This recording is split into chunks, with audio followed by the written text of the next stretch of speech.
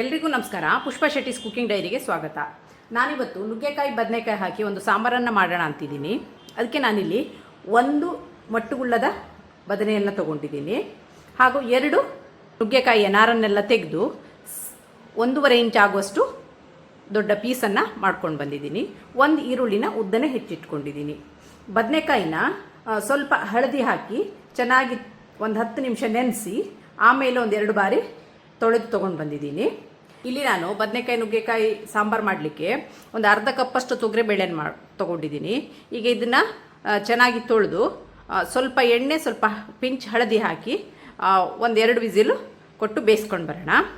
ಹಾಗೂ ಕೆಲವೊಂದು ಸಾಮಗ್ರಿಗಳನ್ನು ತೊಗೊಂಡಿದ್ದೀನಿ.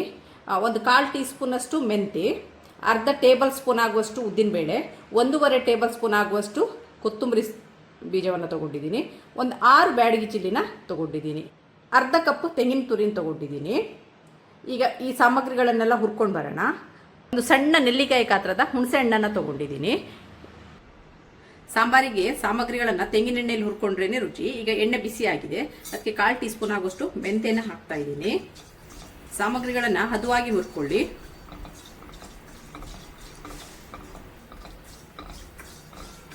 ಈಗ ಮೆಂತೆ ಕೆಂಪಗಾಗಿದೆ. ಈಗ ಅರ್ಧ ಟೇಬಲ್ ಸ್ಪೂನ್ ಉದ್ದಿನಬೇಳೆನ ಹಾಕ್ತಾ ಇದ್ದೀನಿ. ಉದ್ದಿನಬೇಳೆ ಸ್ವಲ್ಪ ಕೆಂಪಗಾಗ್ತಾ ಬರ್ತಾ ಇದೆ, ಘಮ ಬರ್ತಾ ಇದೆ. ಈಗ 6 ಬ್ಯಾಡಗಿ ಚಿಲ್ಲಿನ ಇದಕ್ಕೆ ಸೇರಿಸ್ತಾ ಇದ್ದೀನಿ. ಇದರ ಚೆನ್ನಾಗಿ ಹುರ್ಕೊಳ್ಳೋಣ.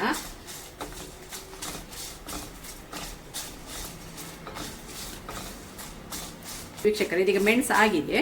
ಈಗ 1.5 ಟೇಬಲ್ ಸ್ಪೂನ್ ಆಗುವಷ್ಟು ಕೊತ್ತಂಬರಿನ ಇದಕ್ಕೆ ಹಾಕಿ ಸ್ವಲ್ಪ ಹುರ್ಕೊಳ್ಳೋಣ.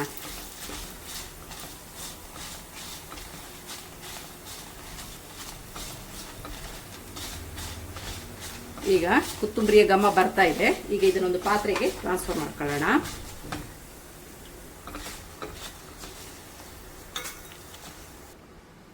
ಈಗ ಇದೇ ಬಿಸಿ ಬಾಣಲಿಗೆ ನಾನು ತೆಂಗಿನ ತುರಿನ ತಗೊಂಡಿದ್ದನ್ನ 1-2 ನಿಮಿಷ ಚೆನ್ನಾಗಿ ಹುರ್ಕೊಳ್ಳೋಣ. ತುಂಬ ಏನು ಹುರಿಬೇಕಾಗಿಲ್ಲ.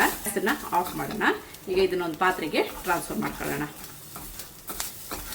ವೀಕ್ಷಕರೇ, ನಾನಿಲ್ಲಿ ಆಲ್ರೆಡಿ ಒಂದು ಪಾತ್ರೆಯಲ್ಲಿ ನೀರನ್ನು ಬಿಸಿಗಿಟ್ಟಿದ್ದೀನಿ. ಇದಕ್ಕೆ ನಾನು ಕಟ್ ಮಾಡಿಟ್ಟಂಥ ನುಗ್ಗೆಕಾಯಿನ ಹಾಕ್ತಾ ಇದ್ದೀನಿ.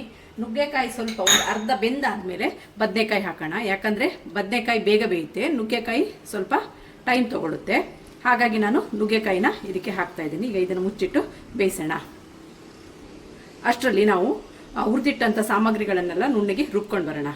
ಇಲ್ಲಿ ತಣ್ಣಗಾದ ಹುರಿದಿಟ್ಟ ಸಾಮಗ್ರಿಗಳನ್ನು ಮಿಕ್ಸರಿಗೆ ಹಾಕಿದ್ದೀನಿ. ಹಾಗೂ ಸ್ವಲ್ಪ ತೆಂಗಿನ ತುರಿನೂ ಸಹ ಇದಕ್ಕೆ ಹಾಕ್ತಾ ಇದ್ದೀನಿ. ಹೆಚ್ಚಿಗೆ ಹುಳಿ ಹಾಕಬೇಡಿ. ಒಂದು ಸಣ್ಣ ನೆಲ್ಲಿಕಾಯಿ ಗಾತ್ರದ ಹುಣಸೆ ಹಣ್ಣನ್ನು ಇದಕ್ಕೆ ಹಾಕಿ ರುಬ್ತಾ ಇದ್ದೀನಿ. ಇದಕ್ಕೆ ಸ್ವಲ್ಪ ನೀರು ಸೇರಿಸಿ ಈಗ ನುಣ್ಣಗೆ ರುಬ್ಕೊಂಡು ಬರೋಣ. ನುಗ್ಗೆಕಾಯಿ ಅರ್ಧ ಬೆಂದಿದೆ. ಈ ಹಂತದಲ್ಲಿ ನಾವು ಏನು ಬದನೆಕಾಯಿನ ಕಟ್ ಮಾಡಿ ಇಟ್ಕೊಂಡಿದ್ದೀವಿ ಅದನ್ನು ಈಗ ಇದಕ್ಕೆ ಹಾಕೋಣ.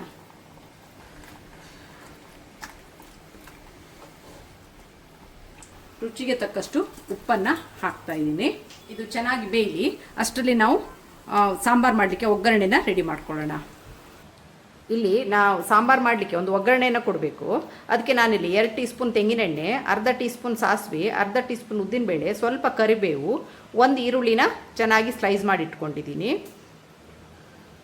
ಇಂಗನ್ನು ತೊಗೊಂಡಿದ್ದೀನಿ. ಪಿಂಚ್ ಇಂಗನ್ನು ಹಾಕಬೇಕು. ಇದಿಷ್ಟನ್ನು ಒಗ್ಗರಣೆ ಸಾಮಗ್ರಿ ಆದರೆ ಈಗ ತಗೊಂಡಂಥ ಮಸಾಲ ಸಾಮಗ್ರಿಗಳನ್ನು ರುಬ್ಕೊಂಡು ಬಂದಿದ್ದೀನಿ. ಹಾಗೂ ಸ್ವಲ್ಪ ರುಚಿಗೆ ತಕ್ಕಷ್ಟು ಬೆಲ್ಲವನ್ನು ತೊಗೊಂಡು ಬಂದಿದ್ದೀನಿ. ಸ್ವಲ್ಪ ಮಿಕ್ಸಿ ತೊಳೆದ ನೀರನ್ನು ಸೆಪ್ರೇಟಾಗಿ ಎತ್ತಿಟ್ಕೊಂಡಿದ್ದೀನಿ. ಈಗ ಇದನ್ನ ಹೇಗೆ ಮಾಡೋದು ಅಂತ ನೋಡೋಣ. ಈಗ ನಾನಿಲ್ಲಿ ಆಲ್ರೆಡಿ ಬಾಣಲೆಯನ್ನು ಬಿಸಿ ಇಟ್ಕೊಂಡಿದ್ದೀನಿ. ಈಗ 2 ಟೀ ಸ್ಪೂನ್ ಆಗೋಷ್ಟು ತೆಂಗಿನ ಎಣ್ಣೆನ ಹಾಕ್ತಾ ಇದ್ದೀನಿ. ಹಾಗೂ ಅರ್ಧ ಟೀ ಸ್ಪೂನ್ ಸಾಸಿವೆನ ಹಾಕ್ತಾ ಇದ್ದೀನಿ. ಸಾಸಿವೆ ಚಟಪಟ ಅನ್ನಕ್ಕೂ ಉದ್ದಿನಬೇಳೆನ ಹಾಕಿದ್ದೀನಿ. ಹಾಗೂ 1 ಈರುಳ್ಳಿ ಕಟ್ ಮಾಡಿ ಇಟ್ಕೊಂಡಿದ್ದನ್ನು ಹಾಕ್ತಾ ಇದ್ದೀನಿ.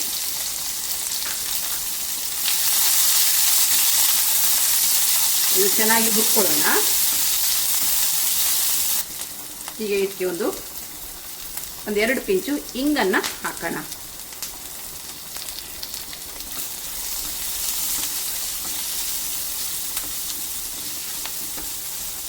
ಸ್ವಲ್ಪ ಕರಿಬೇವನ್ನ ಸೇರಿಸ್ತಾ ಇದ್ದೀನಿ.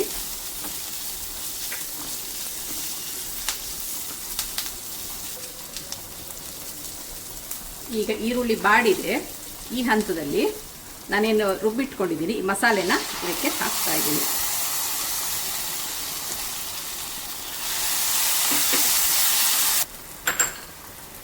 ಈಗ ಸ್ವಲ್ಪ ಉರುಳಿ ತೊಳೆದ ನೀರನ್ನು ಇದಕ್ಕೆ ಸೇರಿಸ್ತಾ ಇದ್ದೀನಿ.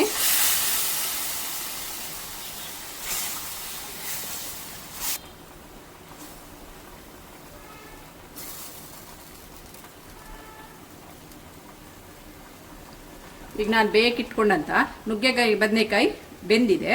ಈಗ ಇದನ್ನು ಇದಕ್ಕೆ ಸೇರಿಸ್ತಾ ಇದ್ದೀನಿ.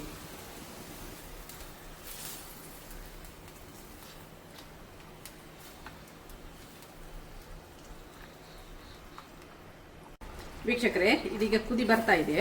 ಈ ಹಂತದಲ್ಲಿ ಸ್ವಲ್ಪ ಬೆಲ್ಲವನ್ನು ಸೇರಿಸೋಣ ಇದಕ್ಕೆ. ಹಾಗೂ ನಾವೇನು ಬೇಳೆನ ಬೇಯಕ್ಕಿಟ್ಕೊಂಡಿದ್ದೀವಿ ಈ ಬೇಳೆನ ಇದಕ್ಕೆ ಸೇರಿಸ್ತಾ ಇದ್ದೀನಿ. ಇದಕ್ಕೆ ಸ್ವಲ್ಪ ನೀರನ್ನು ಸೇರಿಸ್ತಾ ಇದ್ದೀನಿ. ಈಗ ಇದು ಚೆನ್ನಾಗಿ ಕುದಿ ಬರಲಿ. ನಂತರ ಕೊತ್ತಂಬರಿ ಸೊಪ್ಪನ್ನು ಹಾಕೋಣ.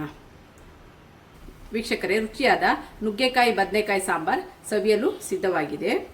ಇದಾಗಿರುತ್ತೆ ನನ್ನ ಡೈರಿಯ ಇವತ್ತಿನ ರೆಸಿಪಿ. ಈ ರೆಸಿಪಿ ನಿಮಗೆ ಇಷ್ಟವಾದಲ್ಲಿ ಪುಷ್ಪಾ ಶೆಟ್ಟಿಸ್ ಕುಕಿಂಗ್ ಡೈರಿ ಇದಕ್ಕೆ ಒಂದು ಲೈಕ್ ಕೊಡಿ, ಶೇರ್ ಮಾಡಿ, ಕಮೆಂಟ್ ಮಾಡಿ. ಸಬ್ಸ್ಕ್ರೈಬ್ ಆಗಿಲ್ಲ ಅಂದರೆ ಸಬ್ಸ್ಕ್ರೈಬ್ ಆಗಿ, ಹಾಗೂ ನಿಮ್ಮ ಫ್ಯಾಮಿಲಿ ಮತ್ತು ಫ್ರೆಂಡ್ಸ್ಗಳ ಜೊತೆನೂ ಹಂಚ್ಕೊಳ್ಳಿ. ಪಕ್ಕದಲ್ಲಿರೋ ಬೆಲ್ ಐಕಾನ್ನ ಪ್ರೆಸ್ ಮಾಡೋಕ್ಕೆ ಮರಿಬೇಡಿ. Thanks for watching. ಈಗ ಲಾಸ್ಟಿಗೆ ಕೊತ್ತಂಬರಿ ಸೊಪ್ಪನ್ನು ಉದುರಿಸೋಣ. ತುಂಬಾ ಚೆನ್ನಾಗಿ ಬಂದಿದೆ. ಇದನ್ನ ಒಮ್ಮೆ ಟ್ರೈ ಮಾಡಿ.